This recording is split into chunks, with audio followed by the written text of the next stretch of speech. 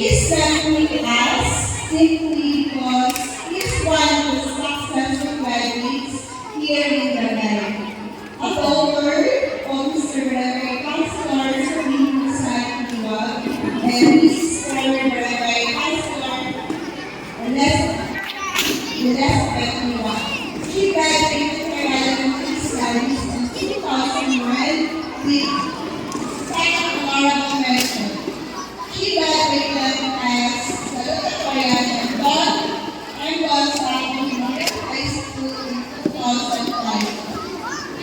After high school, she continued her studies in the University of the Philippines, the Gulf Extension of Magay Camarines. She took a course of Bachelor of Science in Accountancy and graduated in the year 2010. She began her work at Morales, accounting staff at the Equity and Flow Private Corporation in 2012 to 2013, and FT and Technology Solution Corporation and 2 November 2013. Today, a few of her work experiences, she became industrial mentor from the Bright July 2015, accounting in charge in Icon College from August 20 to February 2016. After all, she is now a travel expert and singer and analyst from 2016 after. So my friends, ladies and gentlemen, please join me in welcoming our guest scholar and speaker, Ms. Israel Coronel.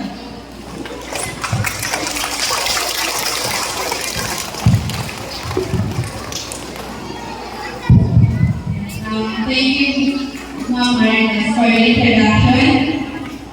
To our guests for the witness, to our Barangay Council, headed by Barangay Captain Leonor Resto, and for the teachers, parents, graduates, and guests, and friends. Good morning to everyone. Student and graduates, please take.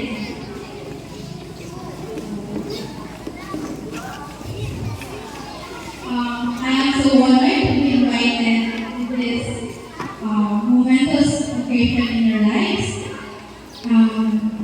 This day, I am not only congratulating the completers and the graduates, but I am also congratulating your proud parents and your dear teachers who have been waiting for this very special academic achievement.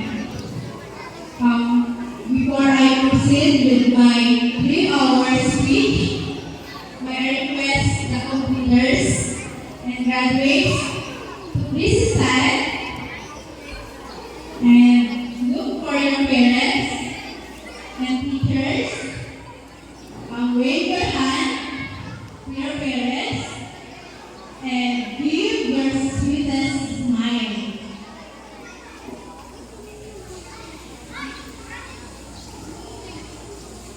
Nakita niyo yung parents niyo, yung teachers niyo.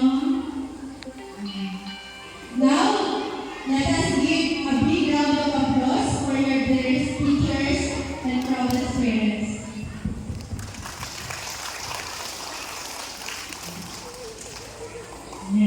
If not because of them, we will not be here today celebrating your success. Okay. To start with my speech, I'd like to extend my gratitude to Community Elementary School for giving me this opportunity and privilege to be your guest speaker. Actually, I'm not expecting to be invited. Siguro kagaya ng marami o ng karamihan, ang inaasahan natin kung nag-guest speaker, yung tao may mataas na narating sa buhay,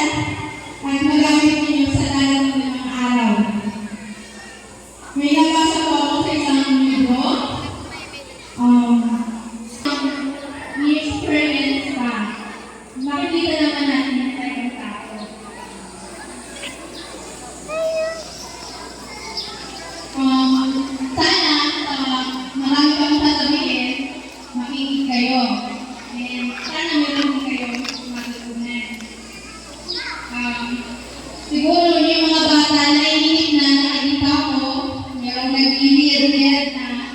Pero pwede bang sabihin niyo ng sabay-sabay, makikinig po ako. Bakit ulit? Okay, wala ko narinig. Okay. For today's event, ang tema po natin is graduate ng K-12, hinubog ng mataas na edukasyon. Masasabi mo kama para sa inyo ito. Kayo mga magsisipag tapos ngayong taon ay sa inang kakaiba sa nakanaan ng batch of graduates. Mga bata pa lang ngayon ay napakagami ng pagsubok ang inyong effort dito sa ating lugar. At sino ang makakalimot sa pinagdaanan nating pandemya? Sa COVID-19. Yung natin face-to-face na pagtuturo ni teacher naging online at sa nalang nakanood yun. Sa isang ila, sila mama at papa na teacher niyo sa bahay at sila yung naging teacher niyo sa bahay. Meron mabait ba yung teacher na si mama at papa? Bawal maglaro, bawal magkasakit, at bawal umupo noong 2020 hanggang 2021. Diba takot na takot tayo ng mga panahon ngayon? Buti wala na ngayon. Alam ko, matinding hirap ng panahon na yun. Bakit ko iisa-isa ang mga bagay na yun?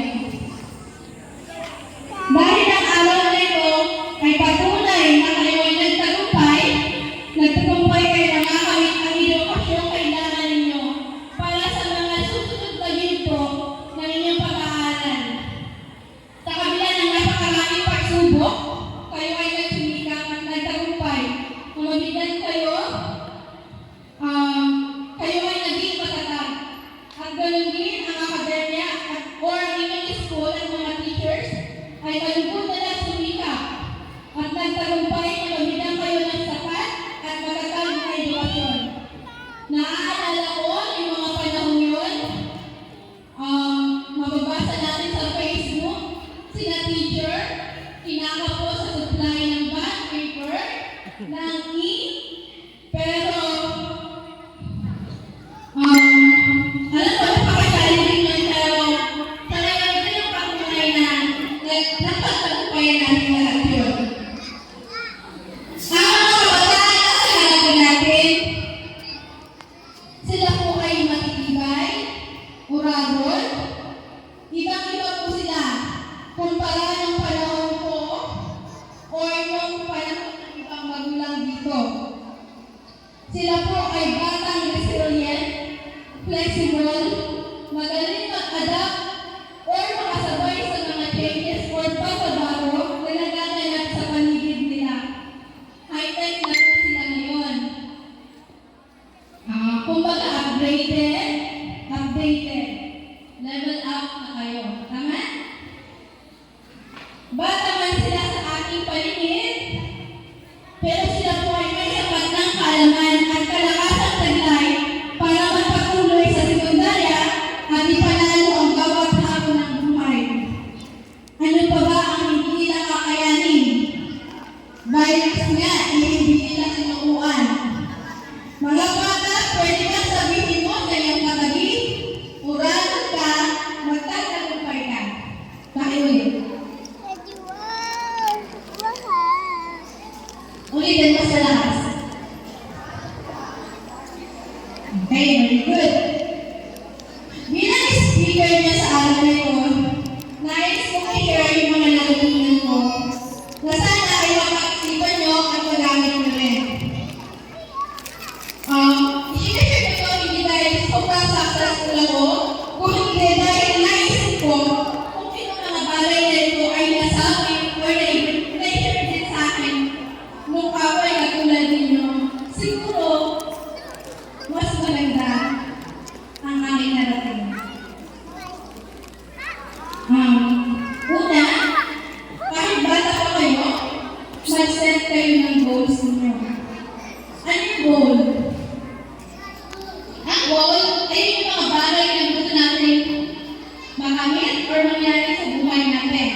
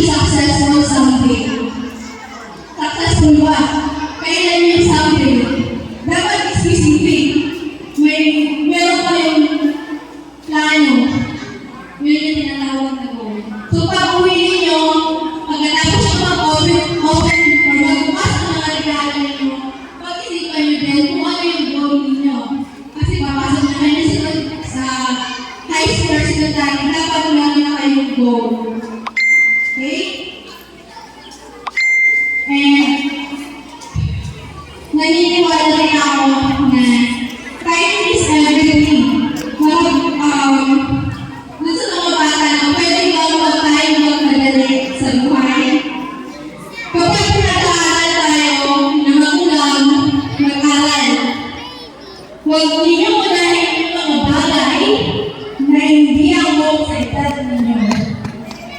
Sino dito ang nakatikim na ng mangga? Pambansang pulos na to. Wala tayo nakatikim ng mangga. Yung hilaw na mangga, maasim. Maasim ba? Yung pinagulong mangga o yung pinip na mahinog, anong lasa? Matabang. Kulang sa tamis. Yung tamang pagkahinog, matamis, tamang tamis. Yung sobrang hinog, bulong. Tama?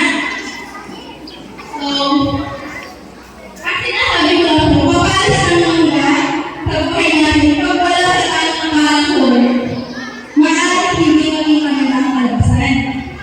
May oras para sa lahat ng bagay, para sa kayo dali.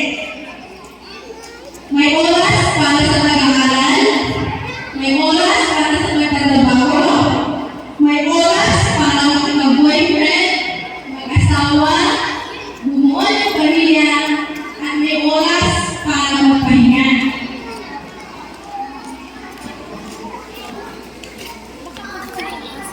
Sasabihin ng iba, pwede ka mawawala ang pahinga. Pwede o hindi? Pwede. Pwede tayo na magpahinga kung gusto natin. Pwede din naman, pero sayang yung oras.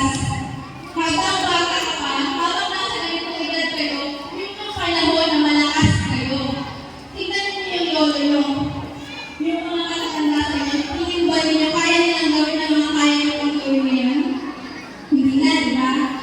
So, hindi yung oras para magpahinga kayo. Ito ba yung oras para magtrabaho? Tingin niyo pwede na kayo magtrabaho? Yung iba pwede na magtrabaho, pero anong trabaho ang makukuha ninyo? For sure, yung pinakamahirap na trabaho na may pinakamaliit na sweldo. Tama? Or pwede naman mag-negosyo kayo, pero most likely, babagsak ang negosyo ninyo kasi kulang po kayo sa skills at sa edukasyon. Pwede rin mag-asawa kayo at magkaroon ng anak. Pwede naman dahil nangyayari yan. Pero, di ba nakikita natin na nahihirapan sila kasi mga bata pa sila, hindi pa yung bagay na dapat ginagawa nila ng mag-alaga ng pareho nilang bata. Tama? Mga bata pa kayo. So, ang pinaka-the best na ginagawa niyo sa oras na ito ay mag-aral. Yun lang ang focus niyo, mag-aral. Okay ba kayo doon? Kasi sinabi ko na mag-aral lang ang dapat niyo pagtuunan ng pansigayan. Okay. Pag meron ko kontra ako sa aking mga teacher,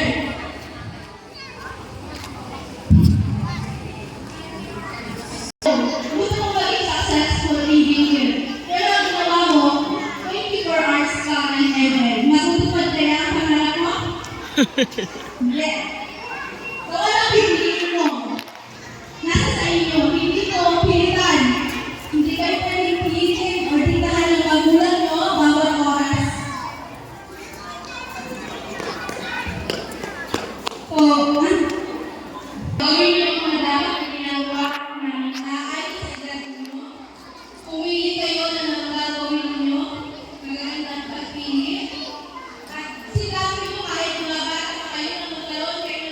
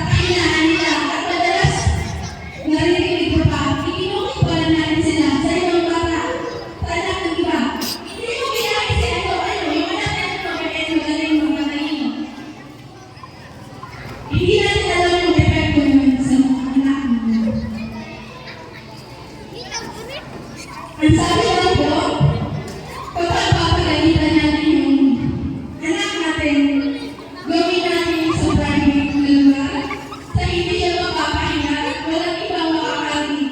Kasi, nakakaya po yun sa isip nila, sa puso nila, na ako pala ay ganito lang ako, ganito lang ang tao. Napapahinga sila.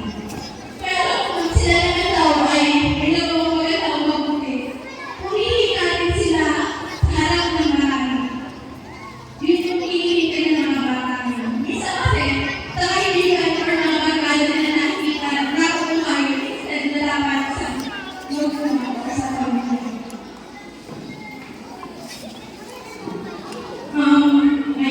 Bilang magulang, huwag natin iasa lahat sa mga teachers yung paggabay at pagtuturo sa mga anak natin. Secondary parents lang po sila.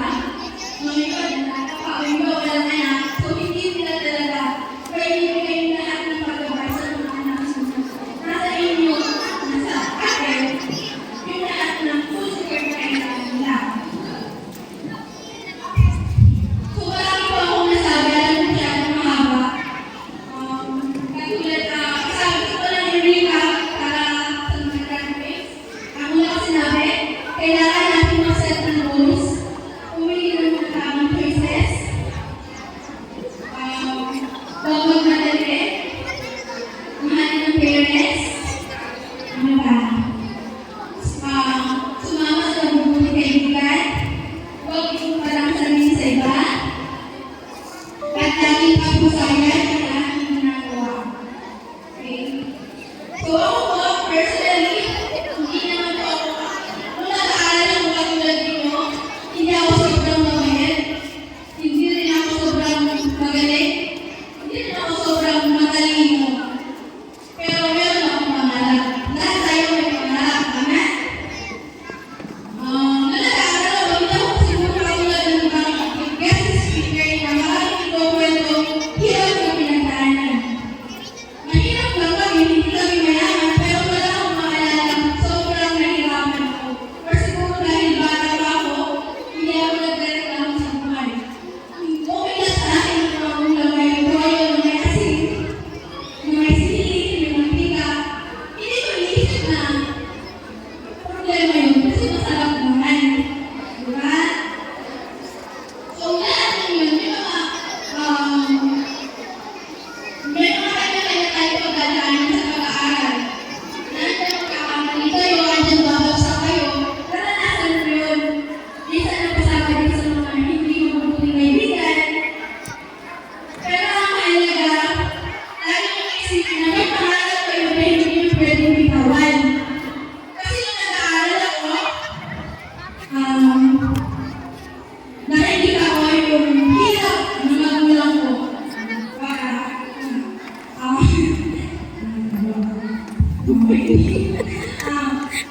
lahat siguro bagay na buhay, sabihin na buhay yung magulang. So marami silang ginawa. Marami silang hirap. Siguro hindi ko nalaman lahat. Siguro kasi hindi naman lahat nila sasabihin sa'yo na sila ay nahihirapan. Yung mga magulang natin, hindi nila sasabihin sa inyo na ito lang yung kinain ko kasi ito lang yung kaya ko. Kasi siya para sa sarili ko kasi kung bibigay yung para sa inyo. Minsan sinisipin nila yung sarili nila para sa inyo. At sa akin lang naman, hindi ako masyadong mataas ng pangarap sa buhay, pero meron akong pagmamahal sa magulang, meron akong kaibigan. Parang nakakahiya na yung magulang natin, may nagpapakahirap at hindi natin tinunasan. Diba? Minsan nangarap tayo, hindi para sa sarili natin, pangarap tayo para sa magulang natin, sa pamilya natin. Hindi naman natin kailangan mangarap na yung sobrang yaman. At least magkaroon lang ng pagbabago. Huwag pagkakaiba yung buhay natin. Na kung dati nag-aawalan tayo sa kita ng mga